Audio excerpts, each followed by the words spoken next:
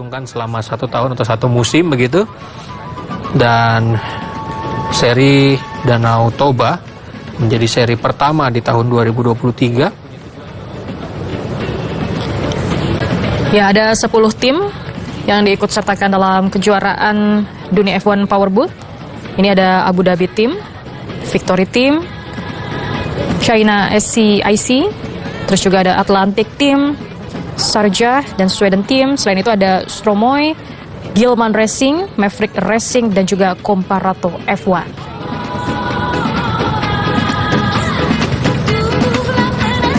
Dan yang berbeda adalah dalam 10 tim ini ternyata 2 negara yang berbeda gitu ya. Biasanya antar negara, namun ini mewakili pebalap masing-masing.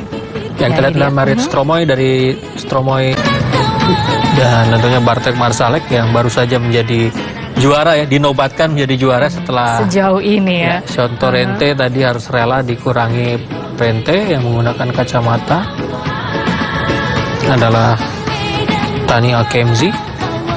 Kemudian berikutnya masih dari tim asal Uni Emirat Arab juga. 2O dan juga race kedua kita juga akan melihat semeriah apa opening ceremony yang akan dihadirkan dalam F1 Powerboat kali ini.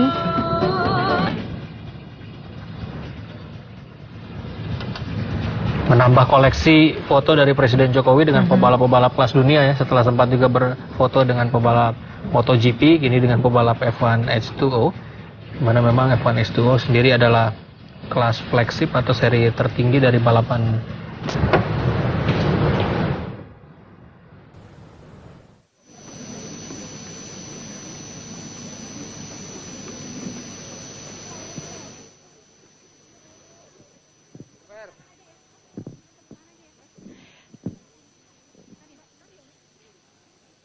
Hadirin sekalian, boleh kita berikan tepuk tangan yang meriah untuk adik-adik SD sampai dengan SMA dari seputaran Menggeliat Danau Toba.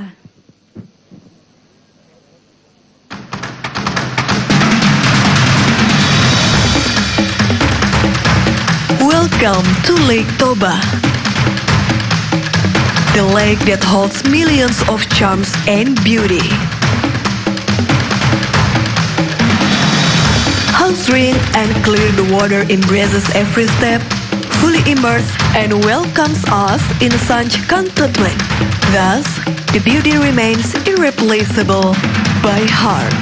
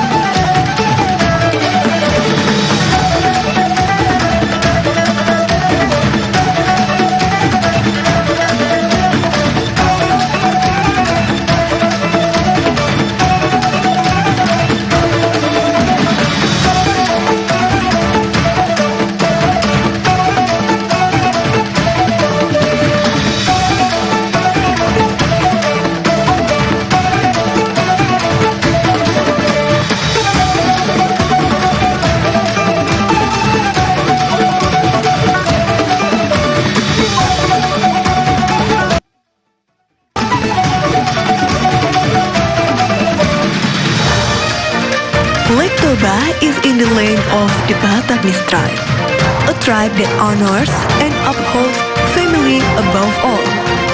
For the Bataknis people, friends are the dearest of friends, and the dearest of friends are family itself.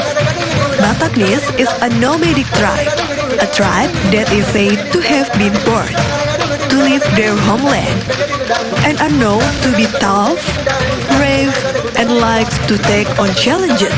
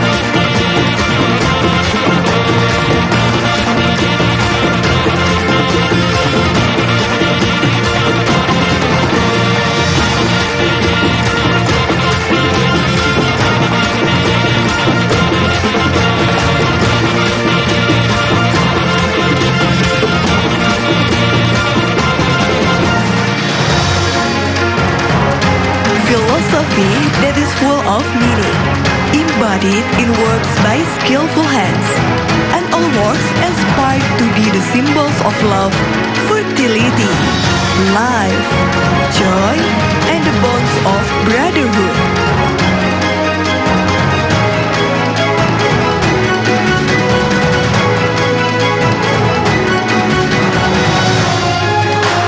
And here we are, all together to witness the battle, passion, and courage to achieve greatness.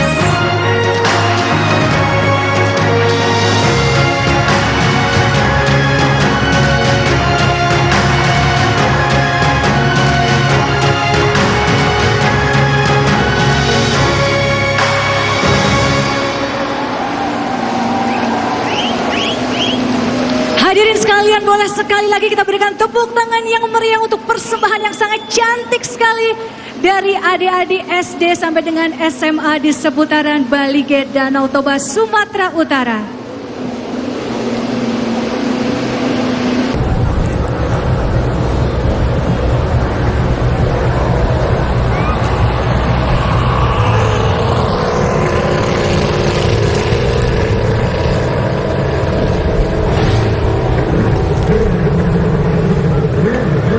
Ya, ini ketika memang momen dalam parade lap begitu ya, sehingga masyarakat ataupun penonton yang hadir langsung di Danau Toba ini bisa melihat secara nikmat begitu ya, karena biasanya ketika balapan sudah berlangsung ini kan dengan kecepatan maksimal 250 km per jam, cukup sulit memangnya Dina untuk bisa melihat secara detail begitu dari setiap kapal yang mengikuti balapan dari masing-masing tim.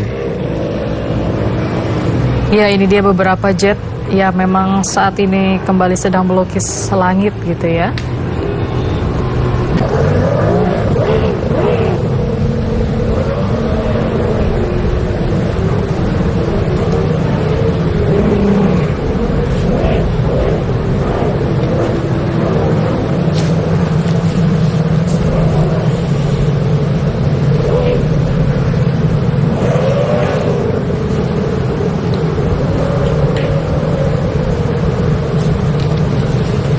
Ya pemirsa, dan sebagai informasi bahwa kejuaraan dunia F1H2O adalah seri internasional tertinggi dari balapan perahu motor sirkuit dengan satu tempat duduk untuk pebalap.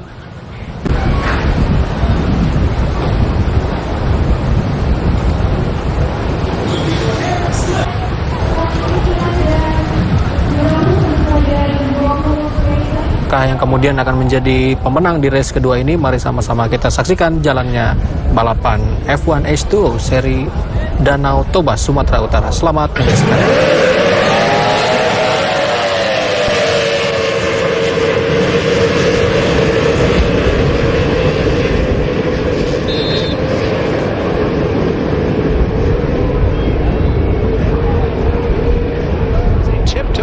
In these tough conditions out here, and as they circle around and they come down, the green flag is out, the whistle's being sounded as they slide through the commitment buoy heading down in toward turn number 8 and 9 in the old circuit. This is the first of 18 laps, Jonathan, as we go off from this crescent moon shaped circuit. This is something new, and here goes Bartak Marzawak, your leader, out in front and moving up and challenging in that second place is Team Abu Dhabi driver pushing hard, and it is Thaniel Quimsy who started down in that sixth spot. He had pushed his way toward the front. And Steve, the boats are jumping around all over the place with those rollers coming in from the far side. They just are hanging on for grim death as they complete their first lap.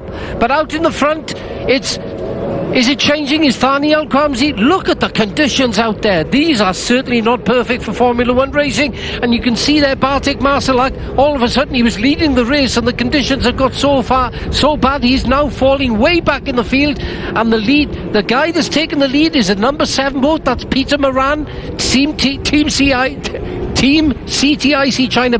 My goodness, these conditions are almost undrivable. They've got to be watching that they don't nosedive these boats in this lap. Peter Moran, who started in the 4th position now, has moved himself up into the lead and wide out. You know, he's a long-distance runner. He's used to racing at Rouen in France, where there's ugly conditions and boat traffic and those old traditional 24-hour races. So I think he's quite at home at these tough conditions. And Thaniel Quimsey trying to stay right up there with him. So Bartek Marszałek led that first lap, but right now it's Daniel Quimsey trying to close up and get past Peter Moran. But Peter Moran, as we talked about, is used to these tough conditions, and around he goes, and they continue to move, but they're only going about 15%, 20%. Look at that, Jonathan. Some drivers are almost coming to a complete stop. These conditions are just so terrible. The drivers are trying to stay up, and you see Peter Moran almost launched the boat, teetering on the edge of disaster, somehow saved it as he almost stalled it completely, putting it up on its tail, and was able to gather it back up again. Totally impossible, Steve. I mean, they're down from 140 odd mile an hour going down that back straight to probably 30, 35 mile an hour as they hang on for grim death trying to get around that circuit. And a lot of them, did you see that boat there? That is Ben Jelf, I believe. The entire boat almost sunk as he tried to get his way around the circuit. You can see the Dubai boat there. Did you see the water coming over the front? Eric Stark, the driver from Sweden, who started this race in 3rd place, he literally submarined it. Oh, what a shame. Drivers are already dropping out. They're going, this is not going to work. It's not manageable. And on the replay, you can see Eric Stark, who totally submarined the boat yesterday. And behind him, you can see one of the Maverick racing boats go up, and there's Stark again, as he's trying to show off his prowess of driving the boat into the water. But literally, these conditions are unmanageable, and there's no way we're going to be able to run these 18 laps, Jonathan, which is a real shame for these 100,000 plus fans who have come here for race number 2. Now, we ran the first race of the day, which was fantastic, but here in race number 2, it's just doesn't seem to be able to work today. Yeah, but Bartek Marszałek, the Polish driver, he's still out there, Steve. He's hanging on, and he's thinking, hang on a minute here, if they're going to call this race, I want to make sure that I'm in the lead boat, because he may get some points for competing out here this afternoon, picking up Jonas Anderson there, 2-time world champion, and my goodness, I cannot believe what they must be going through around the circuit, Steve. I mean, we've done this before, Jonathan. We had this problem in St. Petersburg years ago, in Russia, and in Istanbul in Turkey years ago, where we did get the race in, but these conditions are tough. There's still a green flag out there, so some drivers are giving up the ghost, including the world champion Sean Trenti in that boat number 1 you see in the distance in the background. And it looked like the young driver from the Netherlands got out on the water, Ferdinand Zandbergen, and he's calling it quits. So slowly but surely these drivers are saying enough is enough, and Kali Vipo is parking his boat. As you look out and you see the CTIC China leader out there, that's Peter Moran from Rouen, France. He's taken over the number 1 spot because his ex-father-in-law, Philippe Shep, a 3-time world champion, went out in glory when he won his final race ever of his career back in December in Sharjah, and had a Cinderella season, wrapped things up, and then retired and turned the reins of his number 1 boat over to Peter Moran, who is out there. There's Philippe Shep. There's the 3-time world champion, who was got his first win 10 years ago in Kiev, Jonathan, in the 2012 series, but that was a match race. Yeah, Steve, most of the boats are actually coming into the pontoon. They realise it is totally impossible to compete out there. In fact, it looks like it's pretty dangerous. Somebody could get hurt, and it's going to be interesting to see what the UIM officials decide. That's the world governing body. Luis Ribeiro, who's the race controller for this event. At the moment, I can still see the green flag is out there, but for how much longer, only time will tell.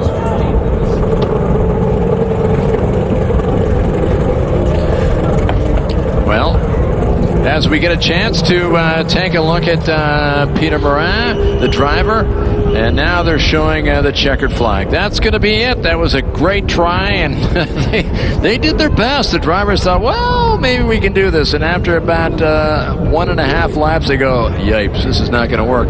Alexandre Bourgault, by the way, in the number 74 machine, the driver from the Maverick team, he hung in there. He said, I'm not giving up. He was out there in second place, the highest he's ever had. Daniel Quimsey stayed out a long time, too. And most everybody else has called it quits, and that pretty well shuts down the action for race number 2. And you could just see there, you could see Peter Morin almost nosediving that boat as he tries to find his way around the circuit. Came off one of those rollers, came off the top of it, and actually the boat started almost being like a submarine as he tried to make his way around the circuit. Time world champion with less than a lap and a half to go has taken over the lead on the restart. You know, we said a three-lap dash, and that's basically what it was. And you can see now that Bartek, he just didn't quite get the pace that he wanted on that restart. Sean Torrente pounced on him and took the lead of the race. Here on the final lap, now we hold our breath with just 3 more corners to go. Sean Torrente now with Team Abu Dhabi is trying to pull away and easily head down into turn number 9. That was the move of the day, and Sean Torrente, your 3-time world champion for Team Abu Dhabi, will circle around, come by the start-finish line, and he'll come across. And the Republic of Indonesia, His Excellency Mr. Joko Widodo, to present the trophy to our winner for F1H2O World Championship Grand Prix Indonesia. Kita berikan tepuk tangan yang meriah untuk Bartek Marzala from Poland.